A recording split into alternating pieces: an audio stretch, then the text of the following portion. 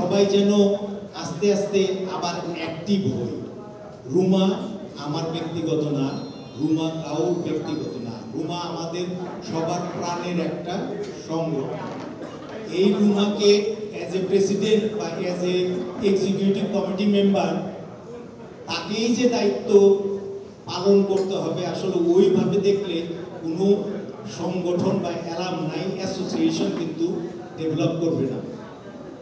আমি আমাদের সম্মানিত শিক্ষক সাহেবদের সামনে শপথ গ্রহণ করার পরে আমি ডিপার্টমেন্টে সব আমাদের যারা শিক্ষক ছিলেন তাদের সামনে এবং যত জুনিয়র ছোট ভাই বোন আছে টিচার সবার সামনে একটা কথা আমি প্রথম দিন আমি ওখানে বলে এসেছিলাম, নুরুজ্জামান সাহেব এখানে আমার ছোট ভাই, as a chairman of the department এবং আমাদের জেনারেল সেক্রেটারি, রুমার রাজশাহী ইউনিভার্সিটি মার্কেটিং থেকে যে লেখাপড়া করে বের হয়েছে, হঠাৎ equally there is no difference.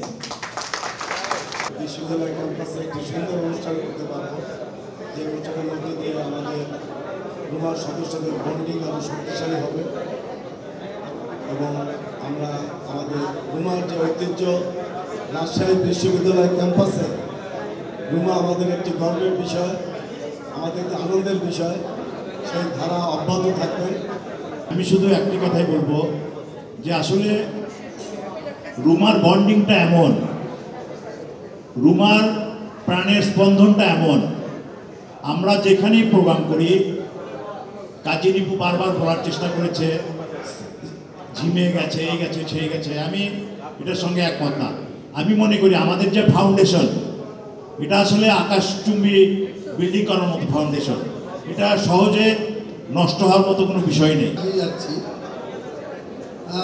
রোজ ভাইয়ের মতন এই বানরের গল্প হয়তো বা একবার একটু আগাবো, একবার একটু পিছাবো, কিন্তু মন ভেঙে গেলে চলবে না, আমাদেরকে সামনের দিকে এগিয়ে যেতে হবে। ধন্যবাদ সবাইকে এবং ধন্যবাদ আপনারা যারা আসছেন। বক্তব্য তো অনেক লম্বা চড়া, বহু বক্তব্য হয়ে গেছে, বড় ভাইরা শিক্ষকরা অনেক বক্তব্য দিয়েছে। আমার মনে হয় না আর বক্তব্য দেওয়ার দরকার। স্যারের কথা একটা আছে, পানি একটা হাঁড়ির মধ্যে পানি দেওয়ার পরে ছোট্ট চামচ দিয়ে নাড়ার পরে যে ঘূর্ণন নিতে হয়, আসলে আমরা ঠিক তাই, আমরা ঘূর্ণনের মাঝে আছি। আমরা চাই আগামী দিনে আরও সুন্দর করে বড় করে অনুষ্ঠান করতে পারি। এবং আজাদ স্যার যেহেতু বলেছেন যে উনি আমাদের সবচেয়ে যে রিউনিয়নটা হবে সেখানে থাকবেন, আমার মনে হয় কালাই রুটি দিয়ে তার সাথে যে চাকরি থাকে সেটা দিয়ে আমরা অবশ্যই সম্মানিত করব।